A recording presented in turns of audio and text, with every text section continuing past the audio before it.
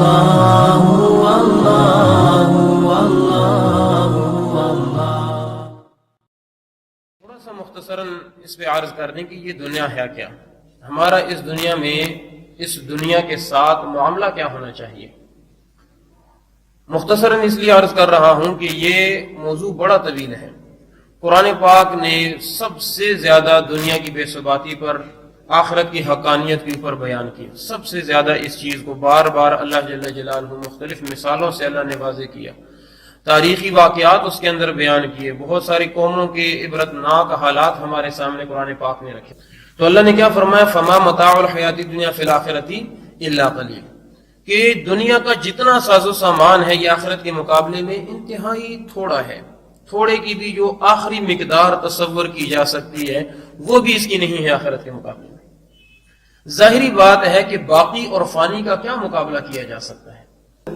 کسی چیز کی لذت سب سے بڑی یہی ہے کہ آپ کو پتہ چلے یہ مجھ سے زائل ہونے والی نہیں ہے، ورنہ جتنی بڑی سی بڑی نعمت ہو، اگر آپ کو دیتے وقت ہی بتا دیا جائے کہ یہ آپ سے واپس لے لی جائے گی تو اس کی لذت نہیں رہتی۔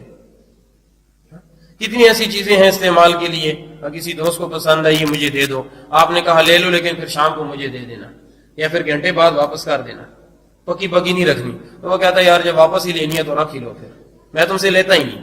اس چیز کا جو ہمارے اندر ایک اس کی طلب تھی اور تجسس تھا وہی ختم ہو جاتا ہے فوراً۔ یہ واپس ہی لینی ہے تو ابھی سے لے لو، رکھ لو۔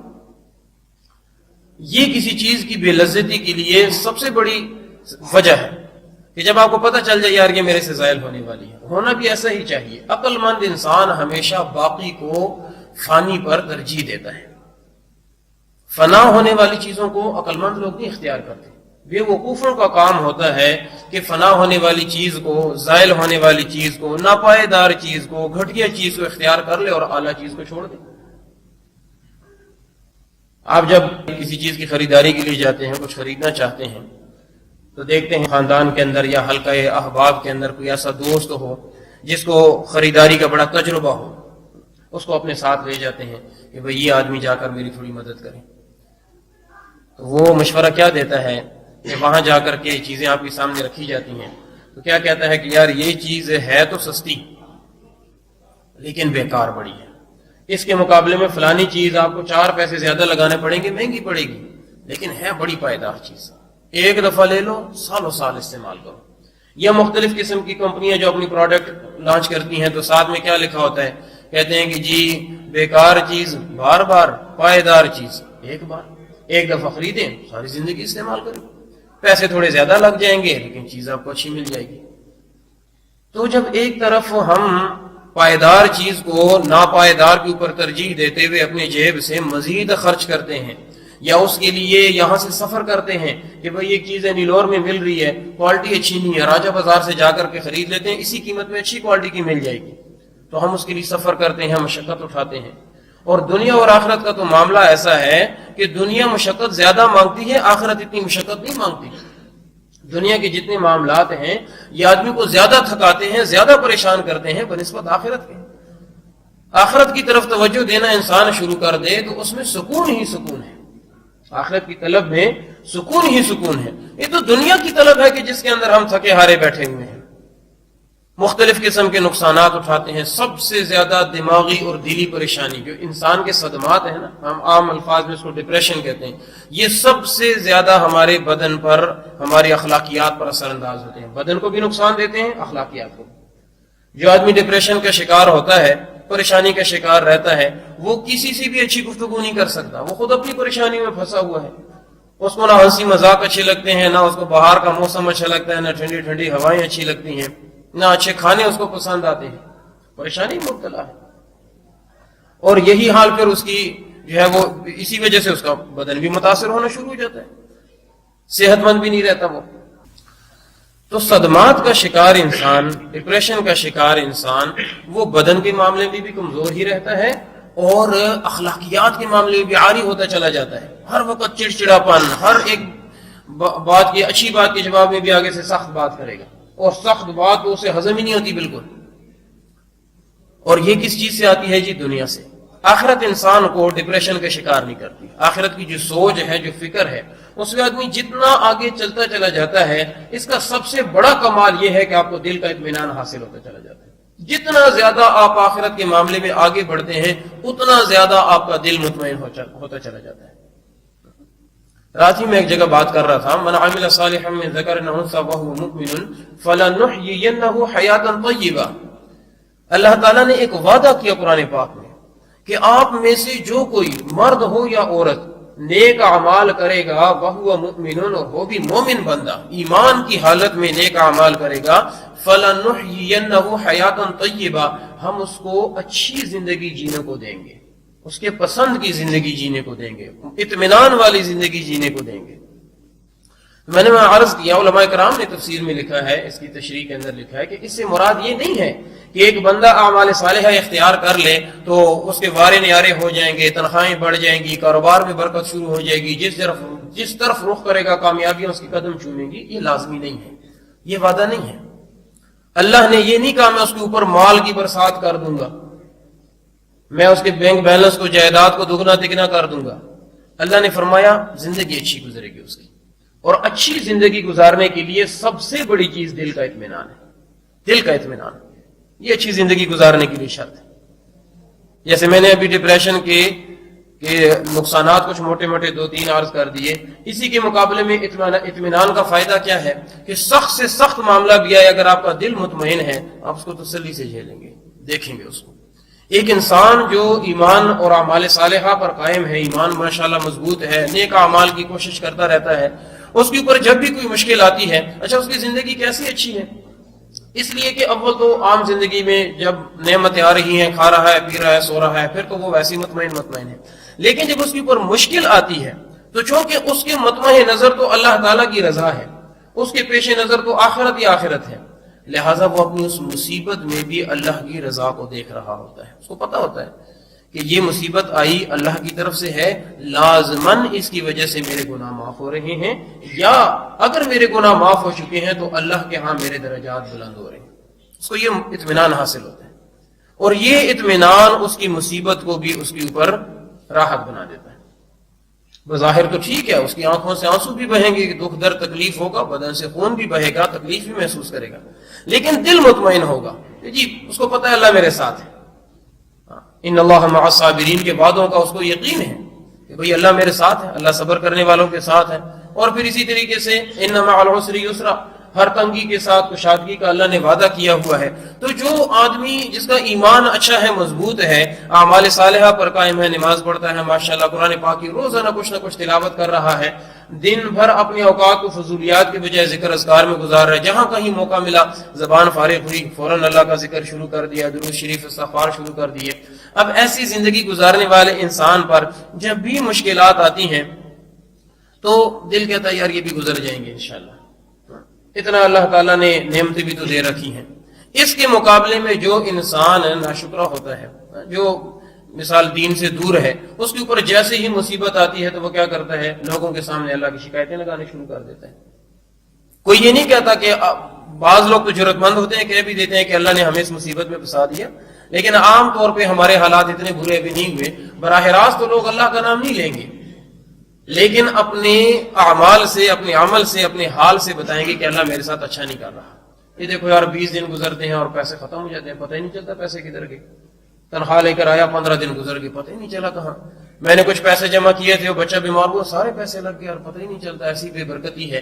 یہ آپ براہ راست اللہ کی شکایت نہیں کر رہے، لیکن بزبان حال آپ یہ بتا رہے ہیں کہ اللہ آپ کی ضروریات پوری نہیں کر رہا، اللہ آپ کی ضروریات پوری نہیں کر رہا. اور اس سے بڑا جھوٹ کوئی نہیں ہے. قرآن پاک نے وعدہ کر رکھا ہے لا یکلف اللہ نفسا الا وسعها، اللہ تعالیٰ ہر انسان کو اس کی طاقت کے مطابق تکلیف میں مبتلا کرتا ہے، اس کی طاقت کے مطابق اس کے اوپر مصائب مشکلات لاتا ہے، اس سے زیادہ نہیں لاتا. لیکن ہم جب مصیبت میں گرفتار ہوتے ہیں، چونکہ ہماری ایمان بھی کمزور ہے، اعمال صالحہ میں بھی کمزوری ہے، نماز کی کسی نہ کسی طرح تھوڑی بہت پابندی ہو بھی گئی تو قرآن پاک کی حالت یہ ہے کہ رمضان کے علاوہ ہم اس کا رخ نہیں دیکھتے، یا کوئی کہیں ختم ہو، فوتگی ہو تو تب جا کے ہم قرآن پاک اٹھاتے ہیں. ذکر اذکار کی بھی ہماری یہ حالت ہے کہ شیطان ہمیں تسبیح نہیں ہاتھ میں پھرولنے دیتا. وہ تو نے داڑھی نہیں رکھی، تسبیح ٹوپی نہیں پہنے، داڑھی نہیں رکھی، تسبیح اٹھائے گا، لوگ کہیں گے اس کو دیکھو یہ نیا مولوی آ گیا، ٹوپی پہنی نہیں ہے، داڑھی ہے کوئی نہیں، تسبیح پھرولتا ہے. بھائی اس نیکی کی اپنی جگہ ہے، اس نیکی کی اپنی جگہ ہے. شیطان کیا وسوسہ ڈالتا ہے؟ آپ نے تسبیح اٹھائی، شیطان دل میں ڈالے گا یہ لوگ کہیں گے بڑا صوفی بنا ہوا، بڑا مولوی بنا، چھوڑو یار تکبر میں آتا ہوں، میں تکبر میں آتا ہوں، میں اس کو جیب میں ڈالوں. ایسے وقت میں شیطان کی مان کر دیا آپ نے، تکبر سے کام لے لیا. آپ اگر واقعی اخلاص سے اللہ کے لیے کر رہے ہیں تو پھر کبھی شیطان کے جھانسے میں مت آئیں. تو اعمال صالحہ میں بھی ہم کمزور، ایمان بھی ہمارا کمزور. نتیجہ کیا ہوتا ہے کہ جب بھی ہمارے اوپر حالات آتے ہیں اللہ تعالیٰ کی شکایتیں ہم شروع کر دیتے ہیں. تو آخرت کی سوچ اور آخرت کی فکر آدمی کے دل میں اطمینان بھرتی ہے. ہمیشہ اللہ جل جلالہ کی رضا کر پیش نظر ہو، اطمینان ہی اطمینان رہتا ہے انسان. کیوں؟ اس لیے کہ دنیا سے بے رغبتی یہ گویا کہ قرآن پاک کے دستور و منشور میں سے ایک بہت ہی بڑا ایک آپ کہہ لیں کہ حصہ ہے اس کا. بار بار آپ صلی اللہ علیہ وآلہ وسلم نے اس کی تاکیدات فرمائی. یہ آیت میں نے آپ کے سامنے ایک ہی پڑھی، احادیث مبارکہ جو حدیث شریف میں نے پڑھی، حب الدنیا رأس کل خطیئۃ، دنیا کی محبت آپ صلی اللہ علیہ وسلم نے فرمایا ہر برائی کی جڑ ہے. ہر برائی کی جڑ کیا ہے جی؟ دنیا کی محبت. آدمی رشوت کیوں لیتا ہے؟ اس کی دنیا اچھی ہو جائے. دھوکہ کیوں دیتا ہے؟ اس کی دنیا اچھی ہو جائے. چوری ڈاکہ زنی کیوں کرتا ہے؟ دنیا اس کی اچھی ہو جائے.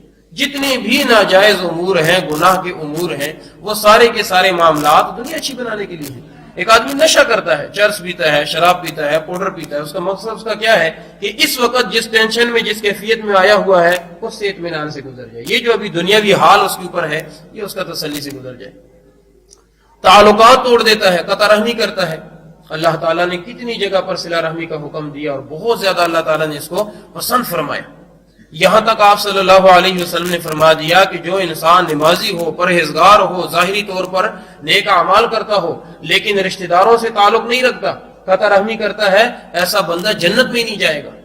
کتنی سخت بات ہے کہ میں داڑھی رکھ کر کے، بڑی پگڑی باندھ کر کے اور سنت لباس پہن کے اپنے دل میں بڑا مطمئن ہوں کہ جی میں تو جنت میں جاؤں گا، لیکن اگر میں نے رشتہ داریوں کو توڑا تو پھر حضور نے فرمایا تیرے لیے جنت کے دروازے نہیں کھلنے لگے.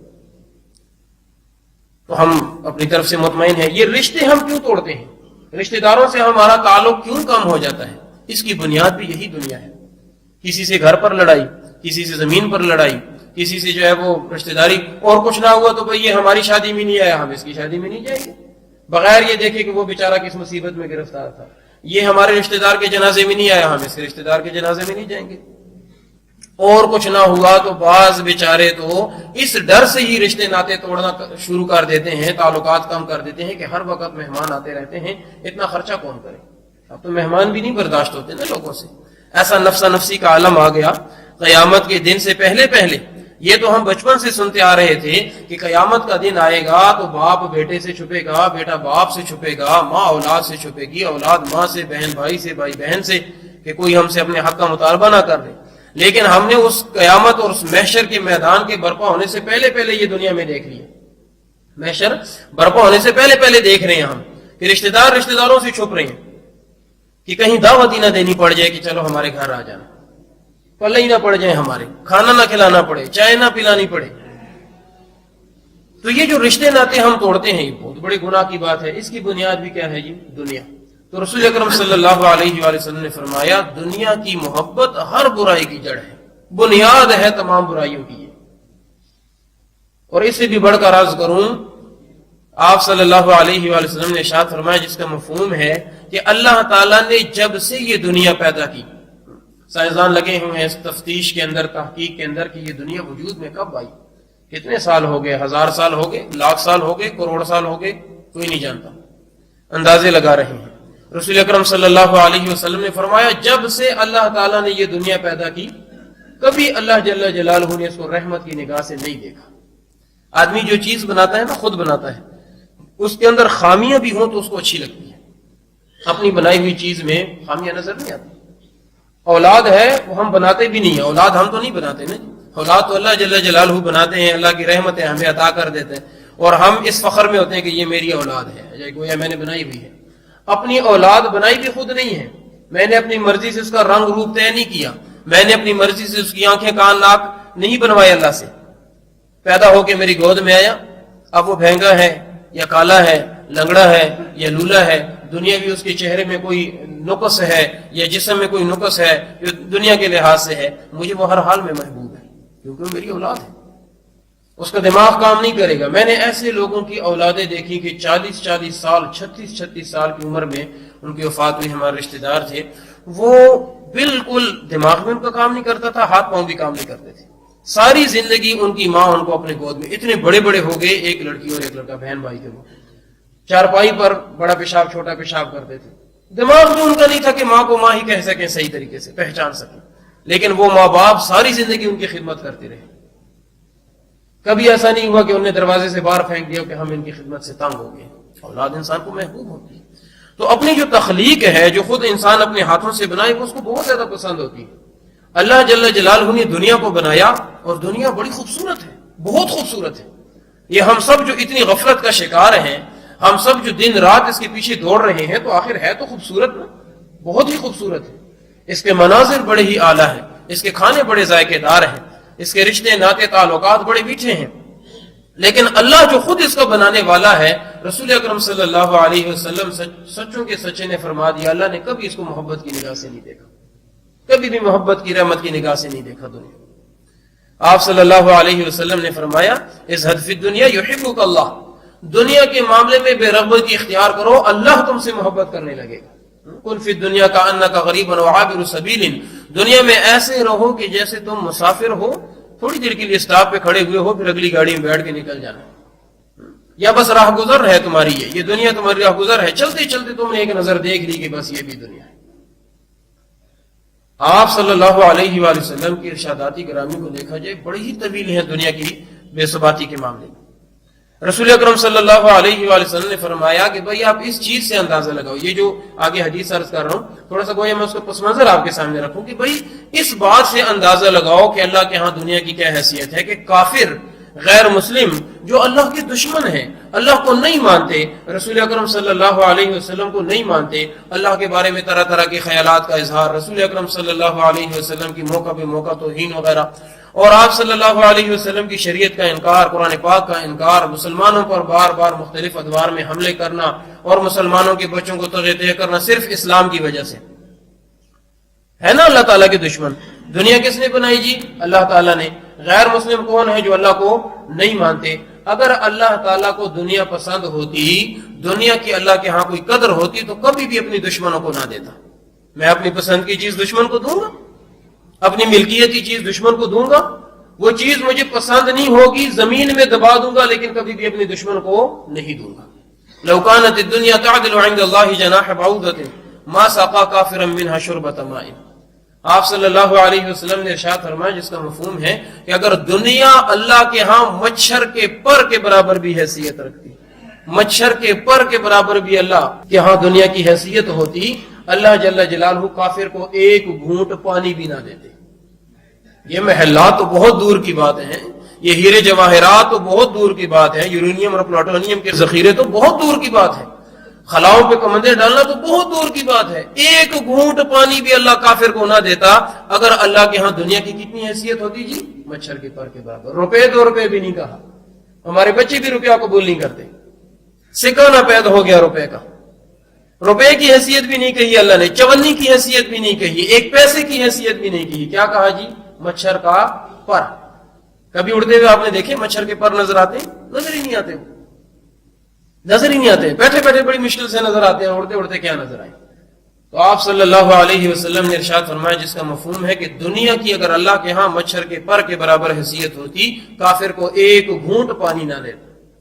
اب میرے عزیزوں، میرے بھائیوں، ہم اپنے قبلے کا تعین کریں۔ ہماری جتنی ذمہ داریاں جن کو ہم بڑے ہی اہتمام کے ساتھ پورا کر رہے ہیں، یہ تمام کی تمام دنیاوی ہیں۔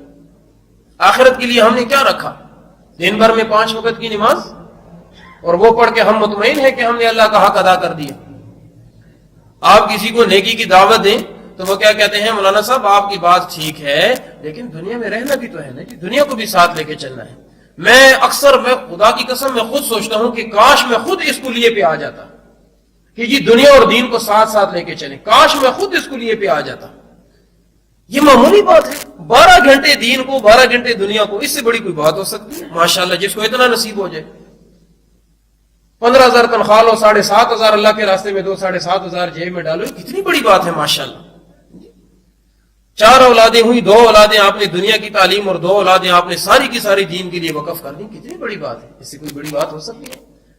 5 مرلے زمین آپ نے لی، 2.5 مرلے اللہ کو دیتی، 2.5 مرلے اپنے پاس رکھ لی، یہ ہوا نا دنیا کو ساتھ ساتھ لے کے چلنا۔ ہاں جی، دنیا کو ساتھ لے کے چلنے کا تو مطلب یہ ہوا۔ تو ہم کہتے ہیں جی دنیا کو بھی تو ساتھ لے کے چلنا ہے۔ وہ خدا کے بندے دنیا کو ساتھ لے کے چلنے کا دعویٰ مت کریں، دین دنیا کو ساتھ لے کے چلنے کا، یہ بہت بڑا دعویٰ ہے۔ دین اور دنیا کو ساتھ لے کے ہم جیسے کمی کمین کہاں چل سکتے ہیں؟ ہم میں سے کوئی اتنا ماشاءاللہ ہے کہ جو اپنی آدھی تنخواہ اللہ کے راستے میں صدقہ کرنا شروع کر دے، آدھا گھر اللہ کے راستے میں دے دے، آدھی اولاد اللہ کے راستے میں دے دے، آدھی زندگی اپنی اللہ کے راستے میں دے دے، 12 گھنٹے اللہ کے لیے گزار رہا ہے، بس بیٹھا ہوا ہے مسجد کے اندر، 12 گھنٹے جو بقیہ 12 گھنٹے ان میں سوتا بھی ہے، کھاتا پیتا بھی ہے، ڈیوٹی بھی کرتا ہے، پیسے وغیرہ بھی کما کے لاتا ہے، دنیاوی ضروریات بھی پوری کرتا ہے۔ ایسا کوئی ہے جی؟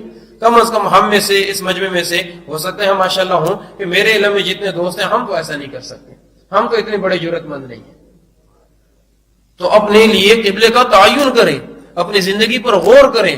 وقت بڑی تیزی کے ساتھ ہمارے ہاتھوں سے نکلتا چلا جا رہا ہے۔ آپ دیکھیں رسول اللہ صلی اللہ علیہ وسلم کا ہر ارشاد پکا سچا ہے، ہمیں دلیل نہ بھی ملے اس کے باوجود رسول اکرم صلی اللہ علیہ وسلم سچوں کے سچے ہیں، لیکن ہمیں نظر آ رہا ہے۔ آپ صلی اللہ علیہ وسلم نے فرمایا جس کا مفہوم ہے قرب قیامت میں وقت میں ایسی بے برکتی ہوگی کہ سال مہینوں کے برابر لگیں گے، مہینے ہفتوں کے برابر لگیں گے، اور ہفتہ دن کے برابر لگے گا۔ ایسا ہے نا جی؟ ابھی جمعہ پڑا، خبر نہیں گزری اگلا جمعہ آ گیا، ابھی پہلی تاریخ ہوئی، خبر نہیں گزری، لگا ایسے کہ جیسے ہفتہ ہی گزرا ہو اور اگلا مہینہ چڑھ آتا ہے۔ میری بات کی تصدیق کریں گے نا جی آپ لوگ؟ یہ فلسفہ نہیں ہے، یہ حقیقت ہے۔ قیامت بالکل ہمارے سر پہ کھڑی ہے اور ہم لوگ میرے عزیزوں بالکل غفلت کے اندر لگے ہوئے ہیں۔ ہم چاہتے ہیں کہ کوئی باقاعدہ ہمارے گلے میں رسی ڈال کے ہمیں کھینچے، ایسا اگر ہو جائے تو خوشا نصیب، لیکن ایسا ہوتا نہیں ہے۔ جیسے دنیا کے معاملے میں ہمیں خود ساری محنتیں کرنی پڑتی ہیں، ایسے دین کے معاملے میں بھی ہمیں خود ساری محنتیں کرنی پڑیں گی۔ دنیا کا تو پھر بھی اللہ نے وعدہ کر رکھا ہے وَمَا مِن دَابَّةٍ فِي الْأَرْضِ إِلَّا عَلَى اللَّهِ رِزْقُهَا، کہ زمین پر رینگنے والا جو جانور بھی ہے، کیڑا بھی ہے معمولی، اس کا رزق بھی میرے ذمہ ہے، میں اس کا رزق پہنچاؤں گا۔ اور آپ صلی اللہ علیہ وسلم نے ارشاد فرمایا جس کا مفہوم ہے کہ جب تک آدمی اپنا رزق مکمل نہ کر لے دنیا سے نہیں جاتا۔ ایسا نہیں ہو سکتا کہ میرا کھانا پڑا ہوا ہے، میرے حصے کا رزق پڑا ہوا ہے اور میں مر جاؤں گا، ایسا کبھی نہیں ہوگا، کبھی بھی نہیں ہوگا۔ میرا رزق مجھے ڈھونڈتے ڈھونڈتے آئے گا۔ آپ صلی اللہ علیہ وسلم نے فرمایا جس کا مفہوم ہے آدمی کو اس کا رزق ایسے ڈھونڈتا ہے جیسے موت آدمی کو ڈھونڈتی ہے، جیسے موت آدمی کے پیچھے لگی ہے نا، ایسے رزق بھی آدمی کے پیچھے لگا ہے۔ جب رزق ختم ہوگا تب موت آئے گی، اس سے پہلے موت نہیں آئے گی۔ تو رزق کا تو پھر بھی وعدہ ہے، دنیا دینے کا پھر بھی وعدہ ہے، آخرت کا اللہ تعالیٰ نے یہ وعدہ نہیں کیا کہ جس کو میں نے دنیا میں بھیجا اس کو میں آخرت میں بڑے درجات دوں گا، ایسا کوئی وعدہ نہیں ہے۔ اور ہم جانتے ہیں ایسا کوئی وعدہ اللہ کا نہیں ہے کہ جو دنیا میں آیا اس کو آخرت بھی ملے گی، نہیں۔ آخرت کس کو ملے گی؟ کہ جو انسان آپ صلی اللہ علیہ وسلم کی لائی ہوئی تعلیمات پر عمل کرے گا، اللہ جل جلالہ کے بھیجے ہوئے اس دستور قرآن پاک کے مطابق اپنے اعمال بنائے گا، اس کو آخرت ملے گی، اور جس درجے کے عمل ہوں گی اسی درجے کی آخرت ملے گی۔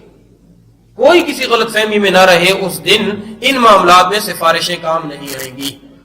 جہنم سے جان چھڑائیں گے آپ، جہنم سے جان چھڑائیں گے اپنے عرصے کی سزا کاٹ کر کے، انشاءاللہ اللہ تعالیٰ ہمیں کلمے کے ساتھ موت دے، کلمے پر موت دے، کلمہ ساتھ رہا واپس آ جائیں گے جنت میں۔ لیکن یہ نہ سوچے کہ کام میں نے کیے ہوں پہلے درجے کے، 1 درجے کے، اور اللہ تعالیٰ مجھے دے دے 1000واں درجہ، ایسا نہیں ہوگا۔ یہ ان 1000 درجوں کے کمانے والے کے ساتھ ظلم ہے، اور اللہ تعالیٰ ظالم نہیں ہے، اللہ جل جلالہ ظالم نہیں ہے، کسی کی محنت کو رائیگاں نہیں جانے دیتا۔ اللہ کی یہ رحمتیں تھوڑی ہیں کہ اللہ ایک نیکی پر ویسی 10 درجے دے دیتا ہے، ایک نیکی پہ اللہ 10 گناہوں کو معاف فرما دیتا ہے، ایک نیکی پہ اللہ جل جلالہ آپ کے لیے 10 نیکیاں لکھتا ہے۔ کوئی بھی نیکی ایسی نہیں ہے کہ جس کی بدلے میں اللہ تعالیٰ 10 نیکیاں نہ دیتا ہو، اس سے زیادہ تو دیتا ہے، اس سے کم کبھی نہیں کرتا اللہ۔ تو میرے عزیزوں، ہم اپنے لیے اپنی زندگی کے اندر غور کریں، ہم نے آخرت کو کتنا سامنے رکھا ہے۔ دنیا تو ہم دیکھ ہی رہے ہیں کہ ہم نے کتنی زیادہ سامنے رکھی ہوئی ہے۔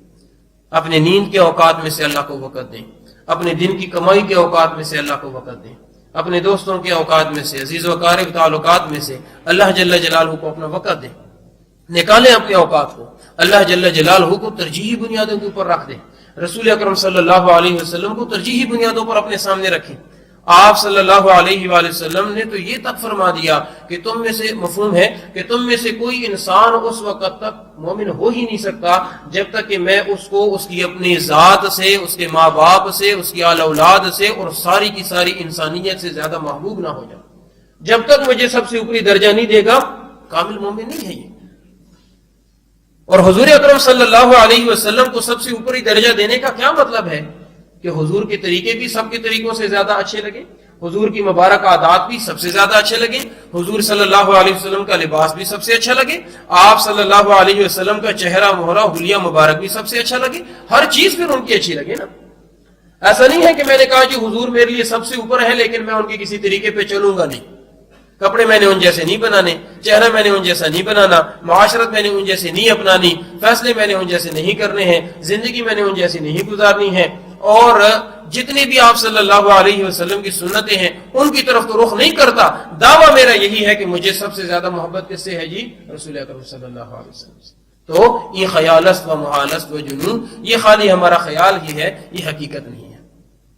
آخری بات عرض کر دوں، حضرت رابعہ بصریہ یا حضرت حسن بصری رحمۃ اللہ کا شعر ہے، تعصی الہ وانت تظہر حبہ، آپ اللہ کی نافرمانی کرتے ہو اور ظاہر یہ کرتے ہو کہ میں اللہ سے محبت کرتا ہوں. ھذا لعمری فی القیاس بدیع، یہ تو میں اپنی زندگی کی قسم اٹھا کے کہتا ہوں تصور میں آنے والی بات نہیں. یہ ان کا شعر عرض کر رہا ہوں کہ تو اللہ کی نافرمانی کر رہا ہے اور ظاہر اللہ کی محبت کرتا ہے. ھذا لعمری فی القیاس بدیع، میں اپنی زندگی کی قسم اٹھا کے کہتا ہوں کہ یہ تو دماغ میں آنے والی بات نہیں ہے. اس لیے کہ جو انسان سچا عاشق ہوتا ہے، کسی سے بھی عشق کرتا ہے، محبت کرتا ہے، وہ اپنے معشوق کے تابع چلا کرتا ہے ہمیشہ.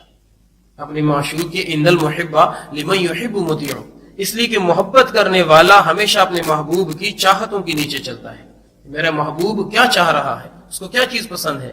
اللہ جل جلالہ ہمیں رسول اکرم صلی اللہ علیہ وسلم کی مبارک ذات کو اپنے سامنے رکھنے اور آپ صلی اللہ علیہ وسلم کی جن سنتوں پر عمل کرنے کی طاقت اور توفیق نصیب فرمائے. وآخر دعوانا الحمدللہ رب العالمین.